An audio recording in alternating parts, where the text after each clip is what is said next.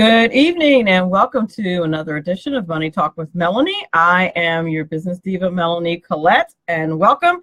I am broadcasting live via SHR Media and High Plains Pundit Talk Radio from beautiful Cape May County, New Jersey. Welcome, Seth, Liam, Jose, David. Hi, welcome. My guest today is a congressional candidate and businessman, Scott Sturgill. He is running in Florida, District 7. Very excited to have him here today. How you doing, Kevlin and Jace? Welcome to the Facebook chat. Hi, everybody out there in SHR Media and High Plains Pundit Talk Radio land. Let's talk a little bit of housekeeping. If you have not followed me on the Facebook page, which has different content, on my show page, which has different content than here on my other page, my most popular page, so funny, do so at Money Talk Mel on Facebook. I'm laughing because I commented the other day on my personal page that I was thinking about getting rid of my show page, and because I was like, most everybody's on my personal page. And somebody was like, wait, this isn't your show page? I'm like, exactly. So, but I decided to keep it. But there is definitely exclusive stuff there. But I just thought that was really funny. But when I stream live, I stream on my personal page because that's where you guys like to hang out. And I post it live on the actual page too. So that's at Money Talk with Melanie. Now, if you want to follow me on Twitter, that's at Money Talk Mel. Hello, Jean and Chris James and Liam, who's in the house. Joyce, how are you? Chris Gaines from Iowa. I wonder how cold it is there. I'm complaining about how cold it is in New Jersey. Iowa's got to be freezing. I see I got a like from the one and only Ron Edwards, who is on just before this show. You'll hear him during the break for Ron Edwards' Notebook. Also has a show called The Ron Edwards Experience. If you think the notebooks are good, you should get the Ron Edwards Experience at 4 p.m. right here on SHR Media right before me. So you should definitely check that out. Oh my goodness, Chris Gaines in Iowa says it's 1 degree. 1 degree wind chill. That is not cool. I would never survive there. Not cool at all. If you're interested and being a guest on the show, you wrote a book, you are involved in politics, you are an economist, know anything about money, are an expert in your field, or an entrepreneur, please do email me at moneytalkwithmelanie@gmail.com. We can talk about you possibly being a guest on the show. Although I have to say, such a blessing. Really doing well with the guests. Just, I used to have to beg people to come on my show when it first started, and now people ask me, which is very nice. Saves me a lot of time. Hello, Archie and Steve and Lance. Hi. And Jim, I didn't want to miss you. Absolutely.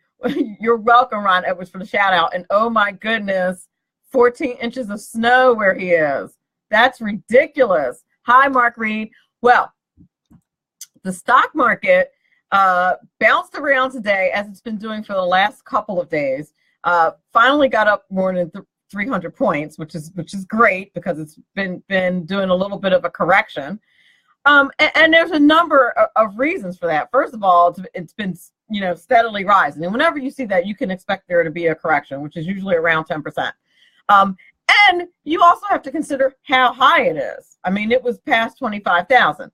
So all those things considered, I just kind of said that to say, don't panic. It's cool. It's gonna be all right. Remember, long-term investing in the stock market.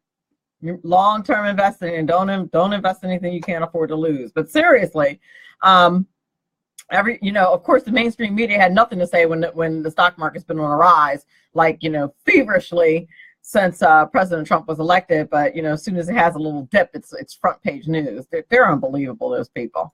Anywho, now it wouldn't be a show if I didn't talk about something that Amazon was doing, because I'm a big Amazon fan. I seriously fangirl Amazon, and I had to report that they're starting a delivery service, according to the Wall Street Journal. And I'm like, what?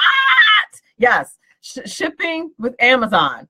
So I'm a little bit excited because I will tell you something about Amazon. I don't know anybody who doesn't, order from Amazon, but if you do, you know their shipping's on point. I don't think Amazon has ever made a mistake, like ever, with any of my orders. Now, I got somebody else's order once, so I guess that person might not say that. Like, I got a Lego toy set, a Valentine's Day Lego toy set, which I thought was odd. So either I have some really creepy stalker, or that was an accident from Amazon. I don't know.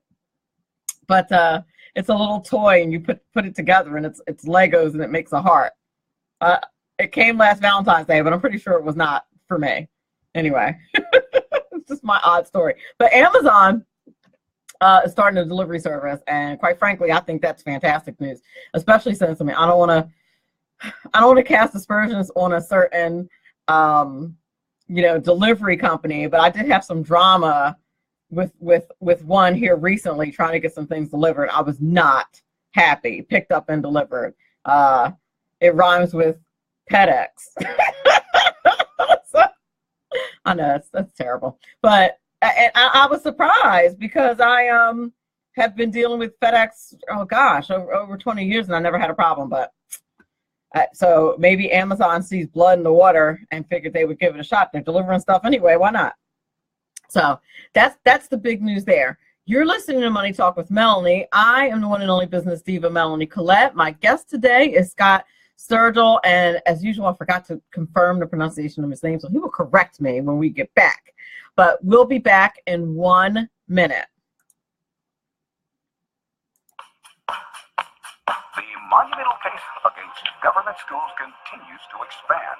Hello, I'm Ron Edwards. On today's page from the Edwards Notebook, on previous pages from the Edwards Notebook, and during enlightening episodes of the Ron Edwards Experience Talk Show, I've stated that government schools are the #1 enemy of America. Government school educators have for decades indoctrinated American students against God, America, the traditional family, the Constitution and Bill of Rights, and, of course, our blessed military. Gregory Salcido, a proud leftist high school indoctrinator of El Rancho High School in California, began berating Americans who joined the military. Among his numerous bigoted insults were, they're dumb, they're not high-level bankers, they're not academic people, they're freaking lowest of our low, just to name a few. All because 2 students wore Marine Corps sweaters to school. The bigoted educator badgered one of the students, high school senior Victor Quinonez, with insults like, oh no, not you too, and made him explain himself in front of the class. The leftist educator continued to verbalize his utter contempt for our great military and those who volunteer to put their lives on the line. Because Victor Quinonez dared to speak out against such leftist bigotry, he and his family have received numerous credible death threats. So much for the tolerant left. I'm Ron Edwards, sponsored by the Tri-County Liberty Coalition. Ron Edwards, the new voice of America. Welcome back. You're listening to Money Talk with Melanie. I'm your business diva, aka the diva of dollars and cents. That is, thank you, Dick Herschel Griffin, for that other moniker. I really wish you had been around when I started the show, because I like that. The diva of dollars and cents. That's awesome. And welcome, Mark, Steve, Tony. Hi. But thank you for that. And my guest today is Scott Sturgill. He is running for Congress in District 7 in Florida. I'll tell you a little bit about my guest. He serves as the CEO of Durable Safety Products, where he has built a very successful safety company that has employees locally and throughout the USA. Scott recently served as chairman of the board for the Greater Sanford Regional Chamber of Commerce. Under his leadership, businesses are thriving in the region and new businesses continue to open. Scott became involved in politics after seeing firsthand how high taxes and red tape impact entrepreneurs. He's very vocal and takes a strong stand against wasteful spending and demands that politicians must adhere to the same rules as everyone else. Scott's focused on removing government barriers to private sector job creation, economic growth, cutting government spending, improving healthcare, and running government with a business mentality. He's a 4th-generation Seminole County resident. Scott and his wife, Tracy, reside in Sanford with their 2 daughters. And without further ado, welcome, Scott. How are you? Good, Melanie. How you doing today? I'm doing awesome. Is there anything that you'd like to add to your bio that I left out? No, you did a phenomenal job. I think we ought to hire you. Listen, we'll talk after the show. Oh, thank you so much. Well, listen, I'm really glad to have you here today, particularly since we're going to be talking about business and money, and that since they just passed, Congress just passed this this spending bill. Continuing resolution. Kinda. Yeah. Right. That's what I was right, because it's a continuing resolution. Again, why can't they get their work done? Well, first of all, before we even get into that, I think that's the same question we all woke up with this morning. I don't know what time your day starts. My day starts about 5 a.m. every morning as a business owner. I get up early, so because I like to go through emails and stuff like that before the kids get up for school. It was apparently the Congress worked throughout the night. The government was shut down for maybe an hour.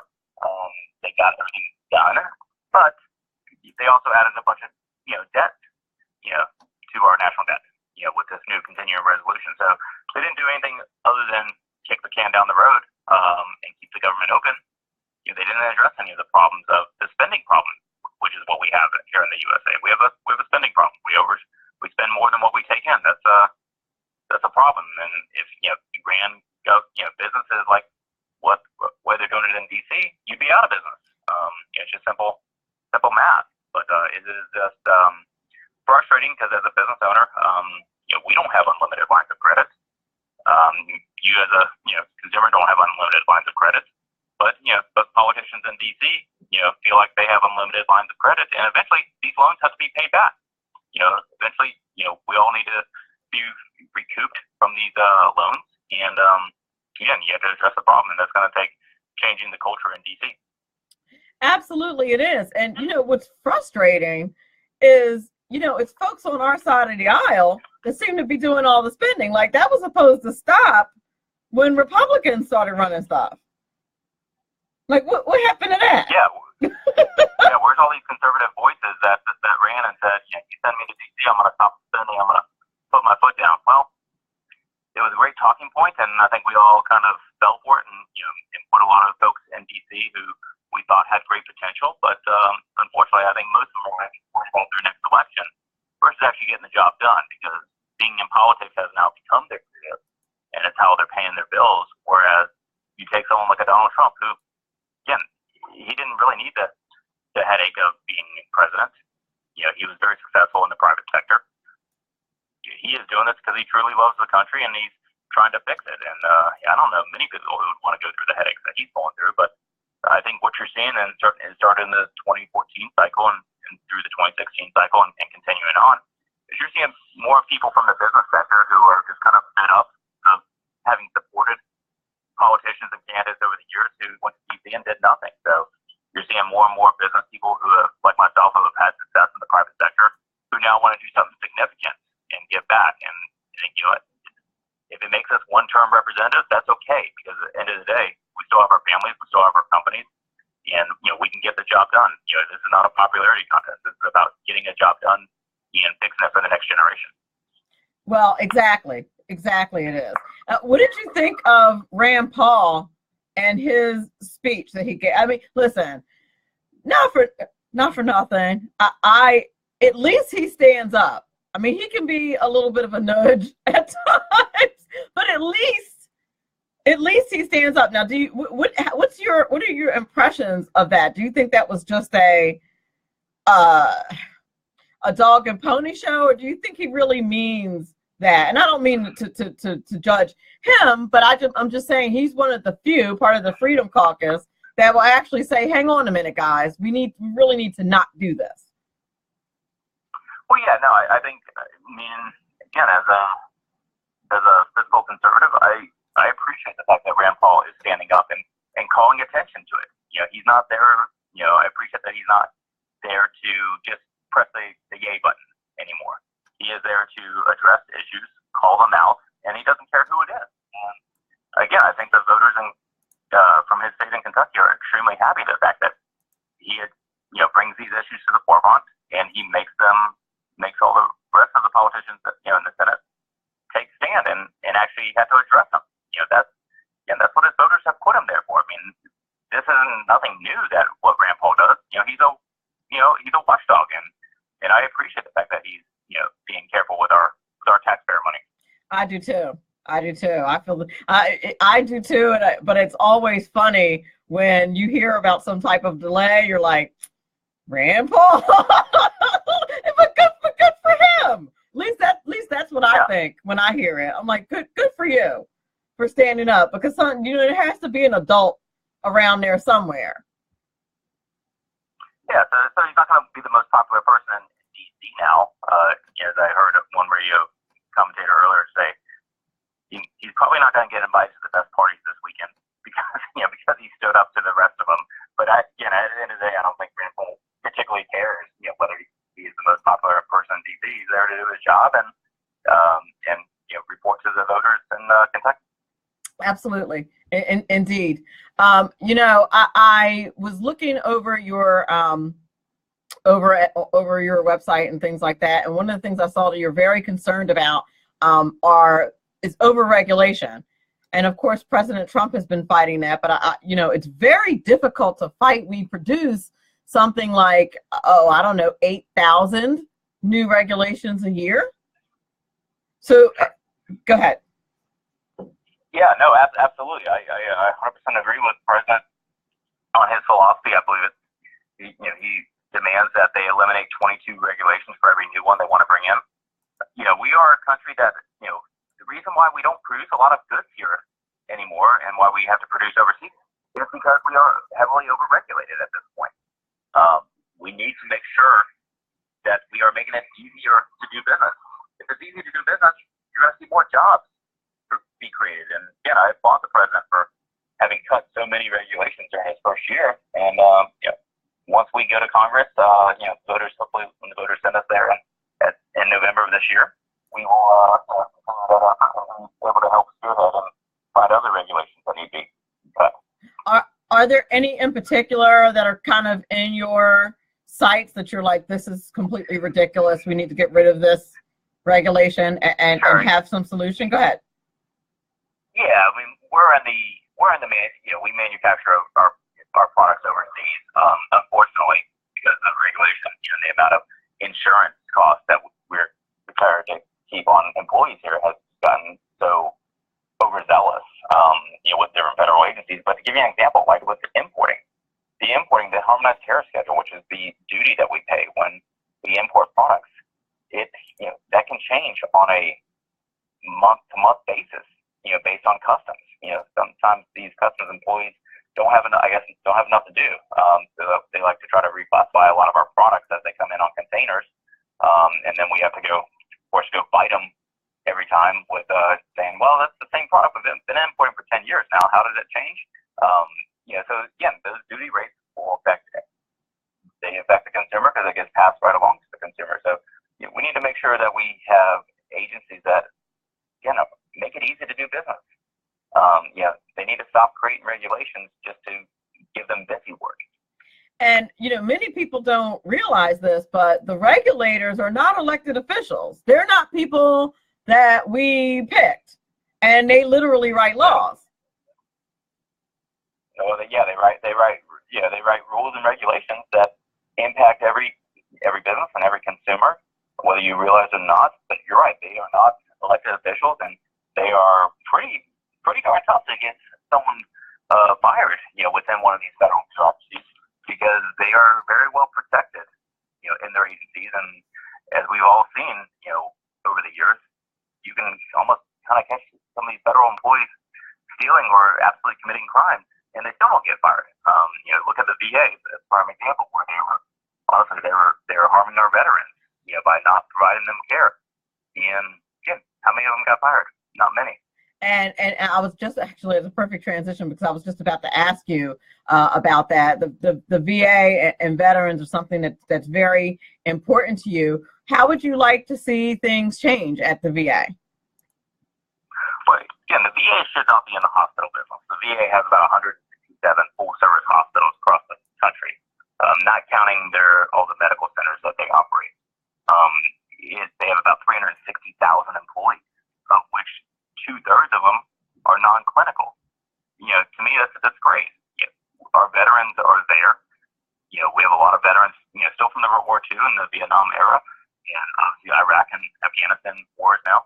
But we need to be making it easier for our veterans to get care. To me, the VA should operate almost like a private medical insurance program where our veterans can take a medical card, go to the provider of their choice, which is usually close to home, get great care, and be able to get their issues taken care of immediately. After all, they sacrificed for our country, they fought for our rights, and the amount of hoops that we make them jump through is preposterous. I've seen it firsthand with the care of my grandfather, who's a World War II veteran. He's 94 years old.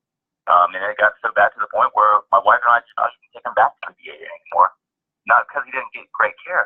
It's just the amount of red tape they would want him to jump through each time, or taking 6 to 8 weeks just to get him a basic appointment. That, again, they should not have to jump through those hoops. And so for that case, I want to see a full revision of the VA, and I want to see us make it easier to get our veterans the proper care they deserve.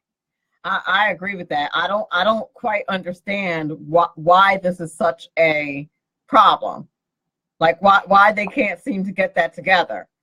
Like well, and I think we should be holding the bureaucrats within the VA accountable. If they do anything to harm our veterans, with the bonus structures where they were putting veterans on secret waiting lists, they need to be terminated immediately. And they need to be stripped of their federal pensions and all the other perks that they've gotten. They need to be held accountable once and for all, because, again, at the end of the day, our veterans have earned it and they deserve it. To what do you attribute, or what is your opinion on how it is that those people get to stay? Does it have to do with the union? Does it have to do with those people being powerful and untouchable? Like, what is from your perspective, why those people don't get fired? I think it's in the culture of the VA and of the different, it's not only just the VA, it's in other agencies as well. But I think it's just in the culture. I think sure, they have their unions, and not everyone wants to rock the boat. But you know what? You make an example of a few, and I think it makes others think twice before they try to violate the law or do something that will affect our veterans. Yeah, that whole situation is completely ridiculous. Is there any way, or do you think, switching gears a little bit, but I'm thinking about the Affordable Health Care Act, aka Obamacare, and the fact that we still haven't quite fixed that. That has not really been straightened out. I mean, we repealed the mandate, but we still haven't fixed the bill, if it needs to be fixed. I mean, some people would argue, that we should just repeal it and be done with it. From a constitutional perspective, I completely agree. But from the perspective of, but it's already really interwoven into our system. So how do you just, from a political perspective, you pull that back and people suffer? That's a political disaster. So how do you see a good way to handle that at this point, since we really haven't fixed that yet? Well, again, I think it's going to have to start with actually having conversations with doctors and with hospitals and with insurance carriers. I mean, the reason why affordable care has been a disaster is because a lot of the insurance carriers don't want to touch it because they're not making money. And let's face it, they are private entities; they want to make money. But again, this was a program that was designed by bureaucrats. It's never done the job. And so I think, you see more and more people drop their care because the premiums are so expensive. You need to allow buying insurance across state lines. That will, competition will drive down pricing.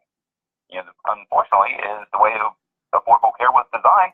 It was designed to not allow a whole lot of competition. And so again, you can't keep dropping the reimbursement rates because physicians don't want to take it at that point. Because again, who wants to work for pennies on the dollar? I mean, they should be, they want to be fairly compensated just like anyone else who's doing a job wants to be fairly compensated. Of course. And I do understand what the philosophy behind that was. The philosophy behind that was socialism. But I was going to say, what? This was try to control votes, because let's face it, if you control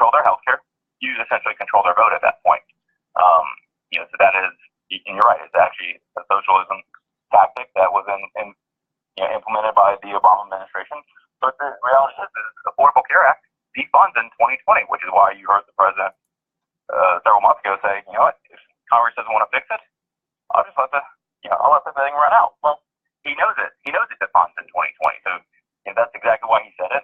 But again, unless Congress is going to get in there and fix it, which is what they need to do, they need to actually bring the experts to the table and say, all right, what works, and do an actual negotiation. That's a good point. Unlike what President Obama did, which was no negotiation at all.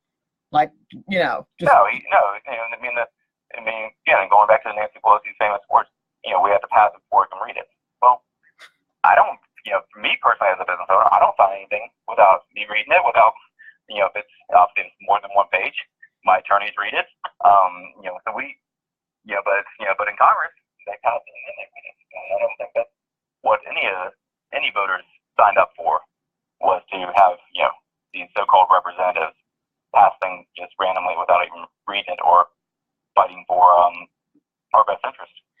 Exactly. And what I find really stunning about the whole, when we let things be defunded, or, and by we, I mean, when President Trump does this, he's like, okay, well, it's going to be defunded. Let's just let it go. Or, okay, well, this is unconstitutional, so I'm going to reverse it, or I'm going to let it expire. Everybody freaks out like he's doing something wrong. And it's like, no, he's just following the laws that are on the books, which is, by the way, what he swore to do when he got inaugurated.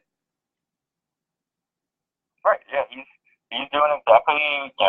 Again, Affordable Care was a spending allocation that was applied, and again, it was only for a 10-year spending allocation at that point. So if the Congress is going to renew it, then they're going to renew it in 2020. Good luck with that, and that's why the 2020 elections. I mean, we're right now, of course, we're worried about the midterms. But 2020 is going to be at least it's exciting. if nothing else, at least it's exciting. I mean, they're all exciting. Well, I think President Trump made them all like more exciting, a little, more exciting than I would like, frankly. But the end result was good. Listen, for sure. The end result was good, but I'm like, dude, quiet. Shh. Some days I'm just like, I wish I could, do him like I say to my students. I'm just like, shh, you're doing good work. Shh, just be quiet. don't say anything. It's gonna be fine. And he is. Gene Jones said in the chat that he's doing what we hired him to do, and I completely admire that. And I will say this. I also completely am thrilled that he is not shy at all about putting God in his speeches and glorifying God. I think that is something that was missing, woefully missing, in the Obama administration. So I am thrilled to see that, and it makes it worth it. Absolutely. It certainly does. Now, when we come back, speaking of expiring executive orders and expiring legislation. Well, it's not really legislation, it's really just an executive order. I'd love to talk to you about your position on DACA, because I'm sure that affects all areas of Florida, and however that turns out is probably going to have a significant impact on your district as well, I would think. Absolutely. It will affect every part of the country is going to be affected by DACA, and so it's important that we have, that we fix it once and for all, and address it. Indeed. I agree with you 100%. We're up against the break, so we'll be back in a couple of minutes. You're listening to Money Talk with Melanie. I am your business diva, Melanie Collette. My guest today is Scott Sturgill. He's running for Congress in District 7 in Florida. We'll be back in a couple of moments. Who likes paying taxes? Nobody. That's why Eva Rosenberg from TaxMama.com wants you to pay less of them. Read Small Business Taxes Made Easy and learn how legally hiring your spouse and children can slash your taxes. They can still hear you live on Facebook. Plan that minimizes taxes. The benefits of setting up an exit plan. how to avoid getting About audited, 15 and how minutes. to legally increase your deductible expenses with better record-keeping techniques. Don't let the IRS squeeze you out of every penny. Visit taxmama.com. Click on Ask a Tax Question to get free answers to your tax and business questions. That's taxmama.com. My name is David Barnett, and I've been helping people buy and sell small and medium-sized businesses since 2008. So far this year, I've gone on 5 vacations. It's because I've got my own business. When you get tired of being managed by someone else and you decide that business ownership is right for you without the risk of starting your own unproven enterprise, then come over to businessbuyeradvantage.com. There are over 100 YouTube videos on buying and selling businesses that you can watch for free. That's businessbuyeradvantage.com. Conservative media done right. You're listening to the SHR Media Network. Hey, it's Sean from the Sackheads Radio Show. Also one of the owners here at the SHR Media Network. Are you opinionated? Have you ever wanted to do your own show? Have you ever heard somebody like the Sackheads and go, yeah, I could probably do that better? Well, now's your chance. Send me a 5-minute clip at sackheadsradio@gmail.com, and maybe you can be part of the SHR broadcast. sackheadsradio@gmail.com. It's your business diva here, Melanie Collette. I am inviting you to a front row seat as I discuss some of the most intriguing details of wealth and finance with today's movers and shakers in the world of business.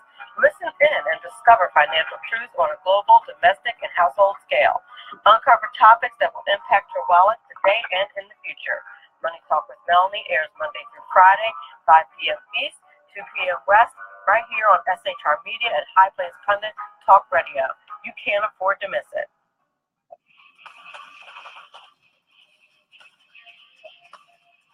Beware, the Jersey Takeover is here. Every Monday through Friday, 9 p.m. to 11 p.m. Eastern Standard Time. You can catch River Common Sense Show hosted by Jersey Joe right here on shrmedia.com. Only Jersey can deliver hell like no one else. So consider this your fair warning. Hey guys, this is Sean from the Sackheads Radio Show. Check us out every Wednesday, 8 p.m. Pacific on the SHR Media Network. And this is Sackhead Clint, as the best looking one of the bunch. It's my duty to remind you to check us out on our YouTube channel. And don't forget to check us out on the SHR Media Facebook page. The best looking one? Really? You gonna go there? Every Wednesday, 8 p.m. Pacific, right here on the SHR Voters' Choice. I Media have the award Network. right here. Human by race, Christian by faith, American by nationality, and conservative by choice. Reverend Ralph J. Chittum Sr. is the right guy on SHR Media from 8:05 to 9 p.m. Monday through Friday. And if on the rare occasion I am ever wrong, I will still always be right. The right guy on SHR Media. This is Sam on SHR Media. You can listen to my new show starting on Tuesdays in January. Get my perspective on national politics, a conservative's perspective on California politics, the latest in the war on terror, all of that and a lot more here on Tuesdays at SHR Media. And don't forget to follow me on Twitter at Sam_SHR Media.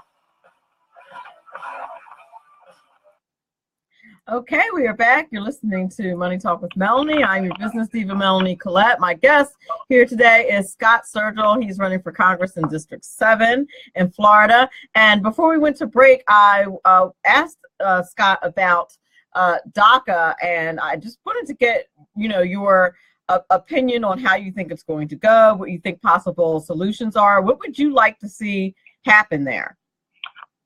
Well, I'm glad with it. We didn't allow DACA to shut down the government again. I think we were all outraged a few weeks ago when the Democrats were willing to shut down the government and not allow our military to get paid in order to protect children who are here illegally. So I'm glad that we have obviously got past that, got our military spending passed so we can get our military paid. But again, we need to bring all sides to the table. I think we need to stop allowing the Democrats to use DACA as a bargaining chip and actually get something done. So we need to bring both sides to the table and find a comparable solution. Because it's not fair to, for people who are trying to enter the country legally and go through the actual process to be kind of bypassed by DACA, which is, allowed obviously, children to be, children who arrive here to go through and bypass everyone. It's not a fair solution. So, I think, it's going to take, people being adults in DC and actually addressing the problem and finding a solution that works for everyone. Indeed. Now, are you good with the DACA people staying here or getting citizenship? Like, where is your line?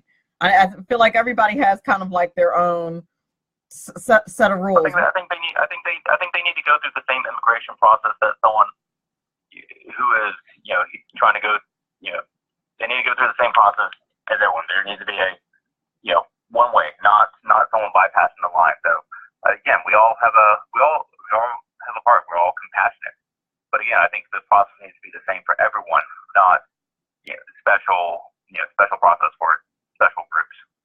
I agree with that. I agree with that completely. I was talking about that the other day, and there are people who don't have close proximity to the United States, or were not able to fly there the one time that they flew here and just overstayed their visas. And there are tons of people who are in that situation. And I think what Americans resent the most is kind of being told that we're these evil people for not accepting people who broke the law. Right. We're made to be heartless for allowing people who have broken the law, to try to, that they should get a free pass. No, it should be the same rules for everyone. Equal justice for everyone. Yes, it should be. Let me ask you. So they didn't use the recipients this time, although Nancy Pelosi made it a point to do an 8-hour speech to make sure that she emphasized the fact that DACA wasn't being taken care of with this bill, that the DACA recipients weren't taken care of with this bill. Which, again, listen, as one of the things that has come up as an African American is that people are like, like Black folks are starting to look around and say, nobody ever stood 8 hours for us on the congressional floor, and others, but they're standing up for people who are not here legally. Like, what is going on? So. Yeah, I think a lot of people kind of read your angriness, especially after, Nancy Pelosi and Chuck Schumer's, antics over the last few weeks. I think a lot of different people are raising their eyebrows and thinking, why weren't they there fighting for me?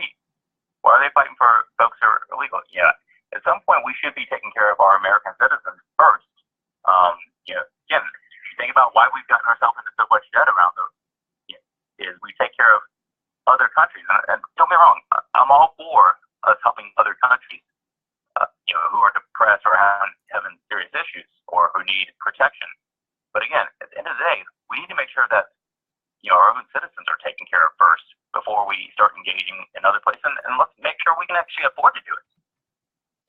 Well, can we really afford to do it? What do you think of things like, providing free education for those recipients and those kind of special financial carve-outs that American citizens don't tend to get?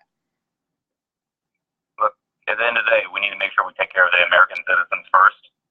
Again, we're all compassionate, for people who have maybe are escaping, a bad country. But again, I'm not for giving people free rides. I didn't get a free ride. I don't think you got a free ride, Melanie. Again, we've worked hard for what we've gotten. I've done that in the business world. We didn't take any government handouts when we started our company. When we started our company, we were, sometimes it was, we didn't take a paycheck for months at a time because we had to make sure that we paid our bills first. And so, again, we're all compassionate, but at the end of the day, we need to make sure we take care of the USA first. For sure. Now, I want to ask you about one more topic, and that's the stock market and the economy. The Trump economy and how much you feel the economy is attributed to, the policies that President Trump has put in place, how much you think may be cyclical. What is your perspective on that? Look, I think sure, the last week the stock market has been a little shaky, but today finished up pretty good. We finished up thing a few hundred points up. But again, the overall economy is doing well. I think when most people look at their 401k or their retirement accounts or their savings accounts, they're up. I mean, they're making money this past year since Trump has been in office, and I think a lot of it is a renewed energy in the country of, what, we're growing. He's doing a good job. His administration is doing a good job. We're actually putting America first at this point, and so I think people are, they're spending money in the economy. They're, companies are expanding. Obviously the new tax reform package. You see how many companies have given these bonuses out. I think it's over 300 plus companies I've seen now who have publicly announced that they're giving bonuses. Even though Nancy Pelosi and the Democrats want to call these crumbs, well, that's $1,000 is still $1,000. That's, and for most folks who middle class who are living paycheck to paycheck, that goes a long way. So while maybe crumbs to millionaires like Nancy Pelosi, it is real money to the average consumer. That is stunning that either one of them would say that. I heard that Debbie Wasserman Schultz said similar, that it wasn't really all that much money. I mean, I don't know about anybody else, but if I find a $50 bill on the ground, I'm still pretty happy about it. It's not a whole, Look, I always tell my kids, look, you see a penny on the ground, pick it up. And they go, well, Daddy, what if it's turned up the wrong side? Isn't that bad luck? I go, no, it's better being in my pocket than, in our pocket than, being on the ground. I try to teach my kids, hey, be frugal. Money doesn't grow on trees. Don't be bypassing something just because you don't think it's worth you picking up. Pick it up. Exactly. And they seem to have this disconnect between the facts that it drives me crazy, the media, the narrative, and what the left does with these types of things. Because I heard actually. We have these Washington politicians who are all very wealthy, and it's amazing how on these government salaries, how they've gotten extremely wealthy in the decades that they've been in D.C., serving their constituents. But it's amazing that they want to talk about how they're there to represent, the poor people or middle class. Well, are they really representing them? No, that's just their ploy to keep themselves, in office. Again, this should be a temporary job. For me, I'm a big believer in term limits. 12 years is what I feel like. That's all we're going to do is 12 years, and then we're done. But again, we need to get rid of these career politicians because their policies have spun this country into a direction that we don't need to go, and it's going to take a long time to recover it. But it's going to take some new elected folks who are going to actually make tough decisions and not worry about their next election. So that's why myself and other business people that I know have put their hats in to run for Congress to, again, make tough decisions. And, again, we don't really care about the next election. We're there to get the job done. And again, if we do a good job, the voters will send us back. That's exactly right. And, who knew that hiring a businessman for president would have such an impact? Like that we would not really understand what it was like to have someone in the highest office in the land that did not have those political conflicts, and how freeing that is from a political standpoint, from a decision-making standpoint, from a policy standpoint. So and again, he doesn't. That's the breath of fresh air in D.C. is the fact that you have a businessman who is not worried about polling. He is worried about fixing the economy. He's worried about getting jobs back to Americans and watching America grow and succeed. Again, it's a nice breath of fresh air, and I know myself and fellow business owners appreciate it all day long. It certainly is, and we definitely need more of you in there to give your voice, to lend your voice, and to not have all of these conflicts, so that you're able to actually, you don't owe so many people that you can't do anything. And now Congress is at a stalemate. So, we need more people like you to go ahead and put your hats in the ring. So I appreciate that. Campaigning is definitely tough. Politics is tough. It is not an easy thing on a congressional level. I can't even imagine.